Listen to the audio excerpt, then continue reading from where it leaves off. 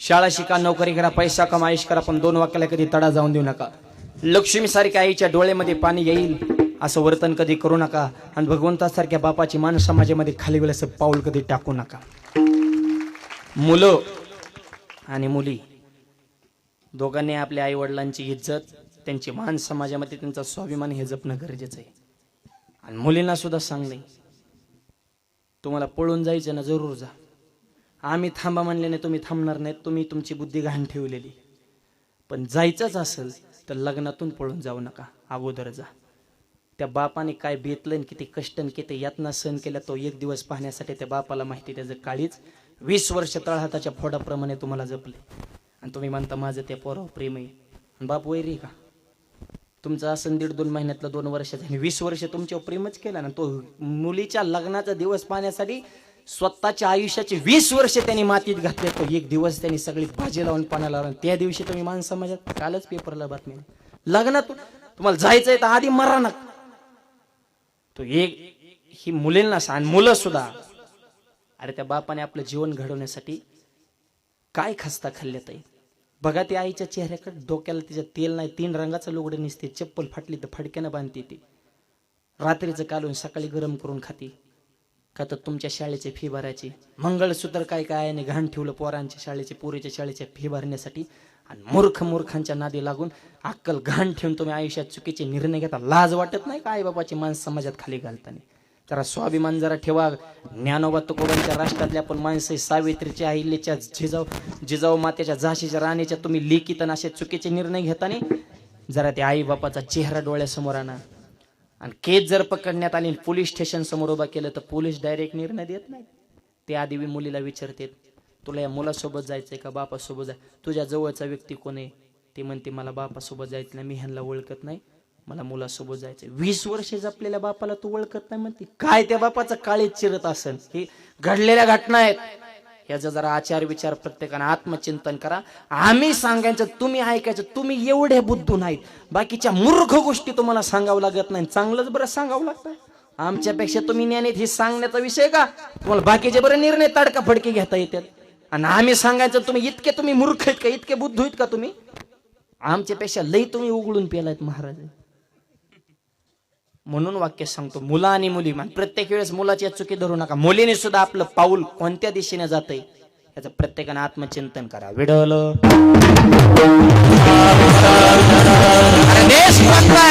ज्ञानोबा आहे तुकोबांच्या राष्ट्रातले आपण माणसं आहे. या भारत देशाची संस्कृती नाही माय बाप.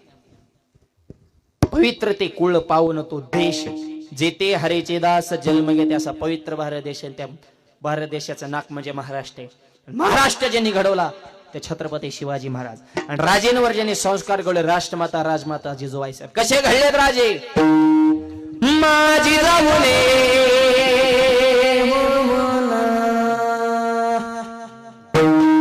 माझी जाऊने सुंदर शिवाजी राजा, सुंदर शिवाजी राजा, माझी जाऊने सुंदर शिवाजी राजा, माझी जाऊने सुंदर शिवाजी राजा.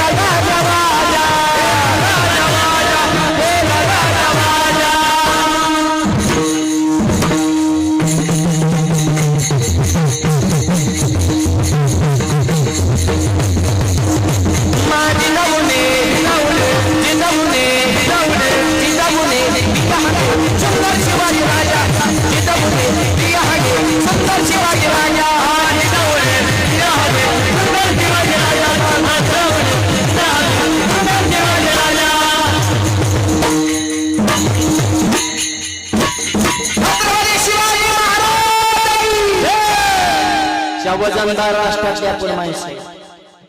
शून्यातनं स्वराज्य निर्माण केला. जातीपातीच राजकारण छत्रपतीने कधी केलं? स्वराज्याची निर्मिती करताना राजाने कधी विचार केला जाती आणि पातीचा?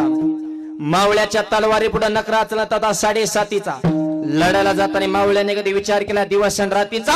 पण अभिमान होता या मावळ्यांना महाराष्ट्राच्या मातीचा. आणि या मातीचा अभिमान नसणारे आपण माणसं आहेत, त्यांचे विचार आपल्या जीवनात ठेवा. शिवजयंती आली आता जवळ, हळूहळू वातावरण सुरू झालं आता गरम. राजे, तुमची महाराष्ट्राला गरज आहे, तुझी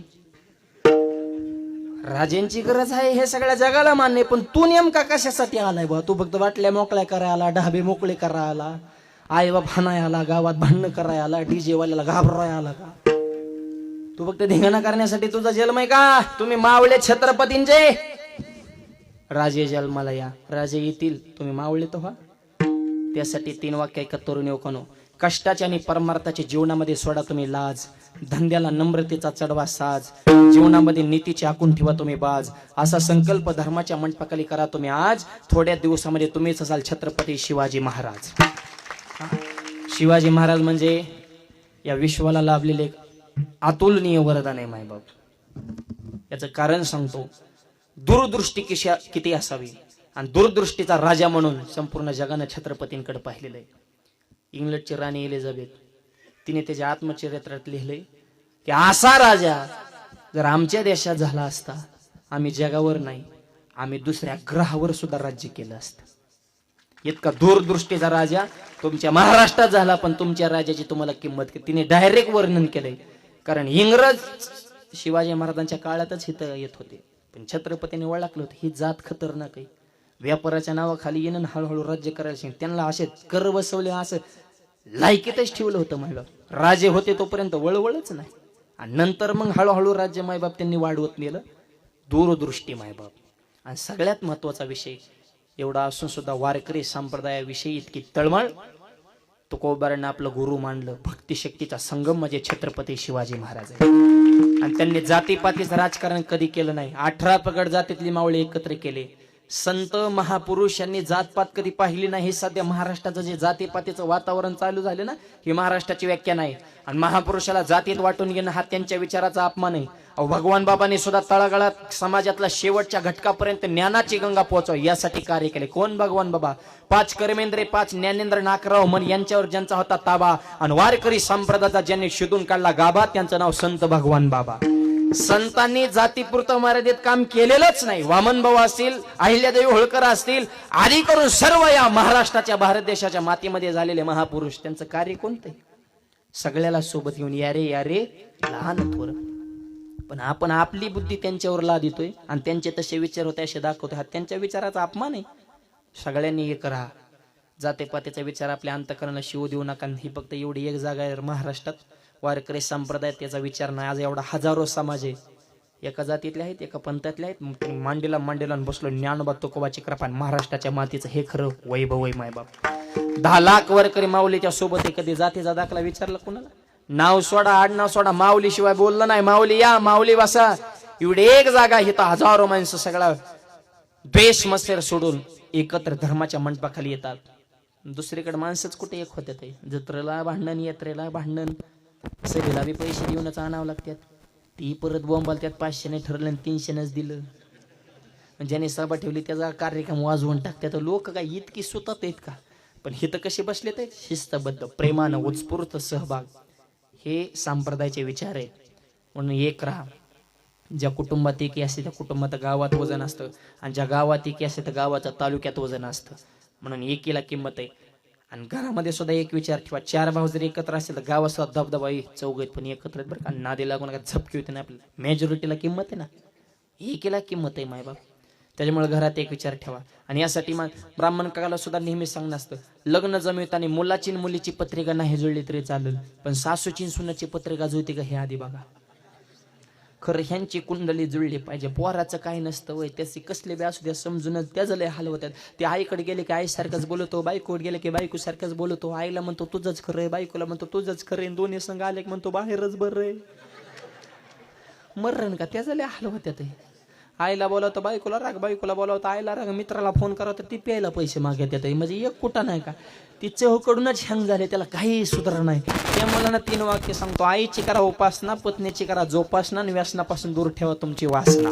शब्द थोडेत पण महत्वाचे आहेत. निर्व्यसनी जीवन जगाय तरुण पिढीला विनंती, 9वी 10वीची पोरं 10 रुपये लाजा वाटल्या पाहिजे राव.